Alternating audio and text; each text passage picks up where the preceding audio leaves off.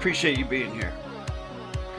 And I hope you appreciate the top tier audio that you're hearing right now, as opposed to the audio in the last video I posted, parsing the word comprehension. I tried a little experiment using the dry erase board back there. I got through it, and then when I listened back, it was like, holy cow. There was a lot of interference, so to speak, in that audio. And the material was just too good for me to just throw it away and start again. So it is what it is. Just an experiment. The next one will be better for sure. And this one is probably, as we say, orally, much, much better. All right, first comment comes from Hard One Pow 1. And they leave a link. Now, the context of this, folks, is that I posted a video. Actually, I did it during a live stream, I'm pretty sure, where I went through the front page of Russell-J Gould's YouTube channel. Like, I went to the videos, right? To the video page, and then I clicked on most recent, and I went through the entire front page, going back, I think it was a year, and not one video had anything to do with grammar. Nothing to do with correct sentence structure, communication, parsing, syntax, grammar, mechanics. And so I made the claim that there were no grammar videos in the last year on his channel that I saw posted on his page. And so this individual posts this link, which is actually to, I think it was a director's party seminar that happened in 2014. And the video was not even on Russell J. Gould's page. So, as I say here, that's not his page. And it was made in 2014. Nice try, but my point stands. Next. At this point, I didn't know who this was or what they were about. I soon began to find out. Because then they posted another one where they said on the 1st of July, the flag burning of the solstice, they had 45 days to respond, August 17th. I naturally syntaxed it and gave a syntax key. And then I said, you literally have no knowledge of quantum grammar mechanics, do you? Because this is completely out of context. And this was posted on that Russell J. Gould video that I was telling you about. And what does this have to do with anything? Who's they? And then they post this. For-the-truth, which is a standalone pronoun. Why? Because it has not been positioned by a position loadial phrase. And I said, I wondered when the RJG program bootlickers would show up. Here they are. And then when they were called out, mysteriously, like a puff of smoke, they vanished. This next one is from our old friend Tony Montana. And he said, an LOL, yes, thank you for correcting me. And nope, at present I don't consider RJG the ruler of Narnia. But I do write to him. I must say, you're a bit of a blether yourself on occasion, to be honest. And of course, sometimes I do have to do a double take.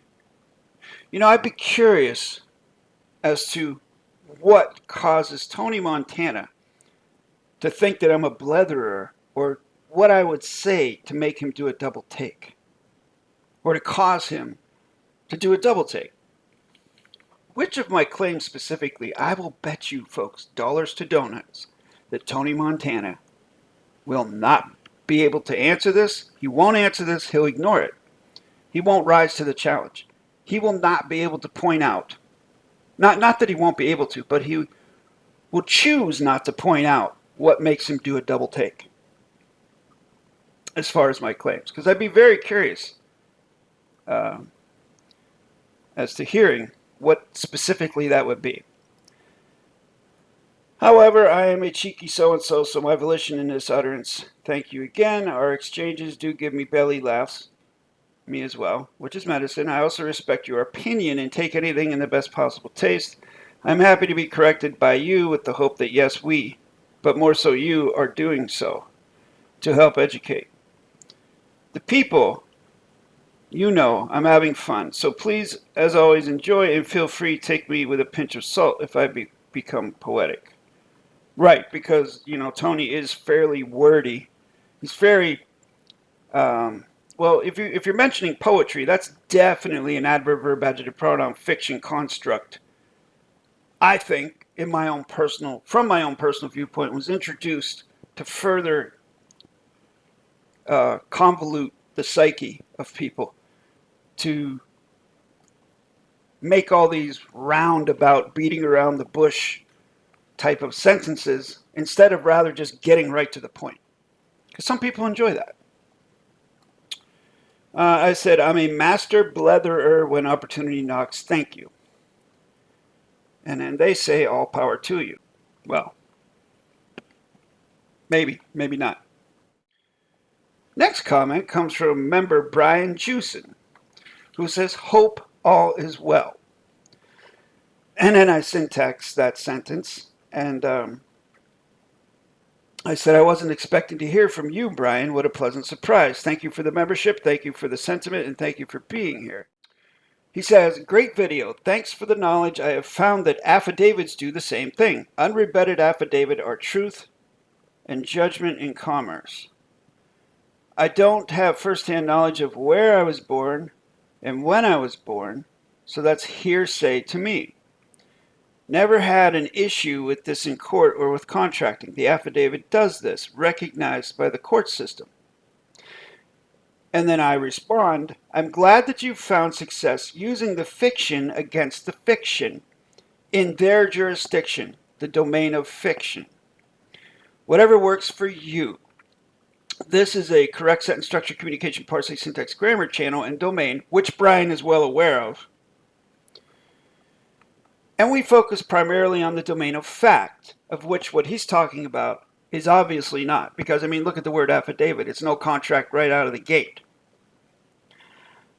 The CSS CPSG path is definitely not for everyone.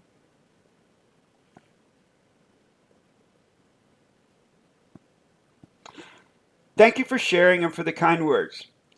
Here's a video I published over 7 years ago concerning the fiction affidavit. Now again, folks, I'm a fan of whatever works. If that works for him, awesome. Then he has no need to learn quantum grammar. Okay? Keep this in mind, though. You use the fiction against the fiction unless you're an attorney, you've gone to school for 7+ years, or you're self-educated for 7+ years studying the same shit they study. There's no way that you're going to be able to stay ahead of them for the duration. Eventually, even if you get ahead of them and you know something they don't, they are going to surpass you because it's their jurisdiction, it's their domain. And while you may overcome this hurdle, maybe that's the only hurdle you need to overcome. Cool.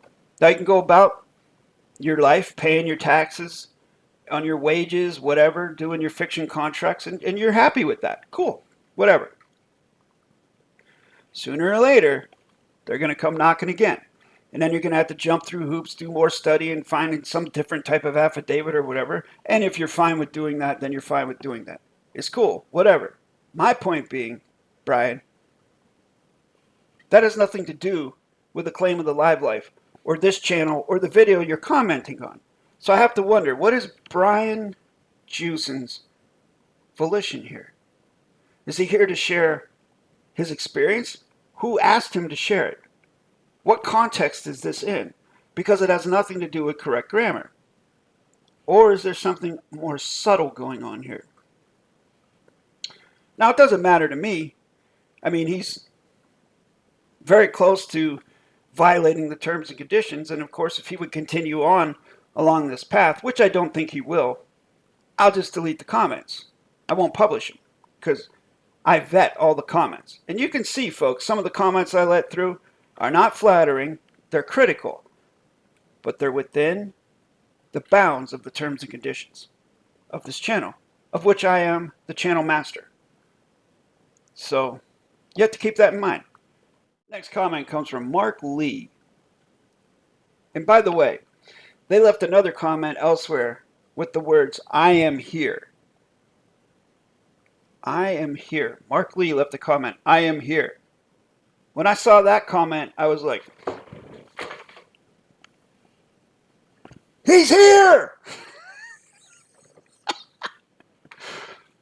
I don't know why he would do that. But anyways, that's what it made me think of. Fucking get the trumpets out. You know, get the band out. Play Howdy Doody. Mark Lee's here. What about the Guthrie card? The blood spot that comes from the heel prick from the sole of the foot of a newborn baby. This is the biological proof of life they cannot get around. Oh, this is on the live life claim video I did recently about the scams. They say it's a blood screen for diseases, blah, blah, blah, but when their lips are moving, lies. There is a much darker theme that says this blood draw is your identical twin doppelganger. And then there is something else, ... I need to bring up. Dangling participle period. So, I'm joking about that, folks, but that's like, is he like reeling us in because he's making us want more, right? Oh, he didn't finish what he was saying. He's left us with a cliffhanger. So then I say, what about it? This is a channel that focuses upon facts that one can prove via continuance of the evidence. Are you making claims, or are you simply sharing things you've heard of but have no proof of? All right, now I'm not talking about the Guthrie card here.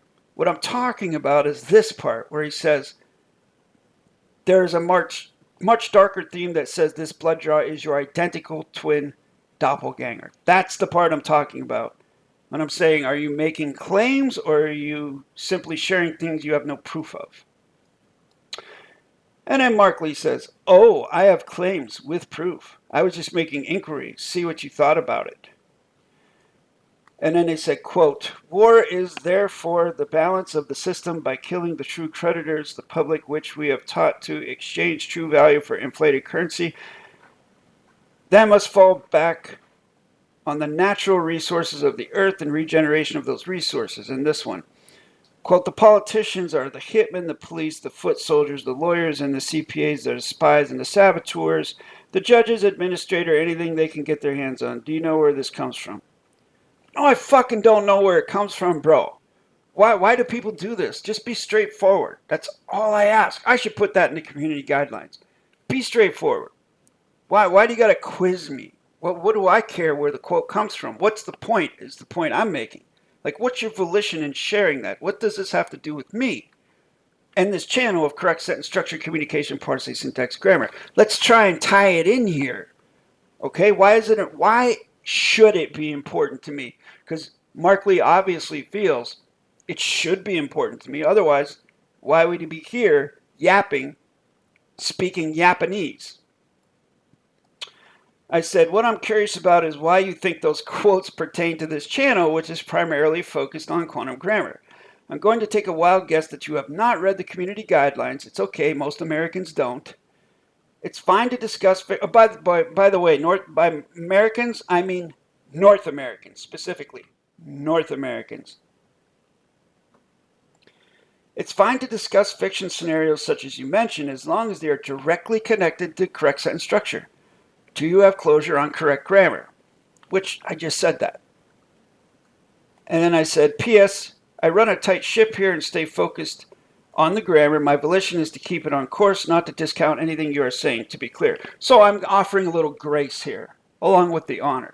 I'm balancing it out, okay? I felt like maybe I was being harsh, or it could be, I don't think I was being harsh, but I feel like it could be construed as such by a newbie, or by someone that's maybe a little bit sensitive. So I tried to balance it out with a little grace right here, but they didn't come back, they didn't respond. So that's what usually happens when you say, you know, when someone makes claims and they make it clear they're making claims, and you say, well, give me some proof. All of a sudden, they're gone. Like the Roadrunner. Meep, meep. Next comment comes from Simon, whatever. And they say colon mic hyphen clip is with the turn hyphen the hyphen treble hyphen down period space colon space gratitude space of hyphen your hyphen hard hyphen work hyphen cognition period. So then I syntax that. I say, you know, mic clip is an adjective, coloring is into an adjective, which is coloring with into a pronoun. Nothing can follow a pronoun except for a break in the continuance of the evidence, or in this case, an adverb. The adverb the is modifying turn hyphen the hyphen treble hyphen down into a dangling participle verb, a dangling participle compound verb. And that's really all there is to say about that. As far as the mic clip, he's talking about the audio and the video about the parse of the word comprehension, which I touched on at the beginning of this video. They said mic clip is with the turn the treble down. So basically, they're telling me that on my clip on mic, I need to turn down the treble. But if they'd actually watched the video or paid attention, maybe they're too poor to pay attention, I don't know. It's okay to be broke. But they would notice I was using this headset, but it was around my neck, and the mic was sticking up like this. So I know what the issue was. The issue was the mic was sticking up like this rather than like this.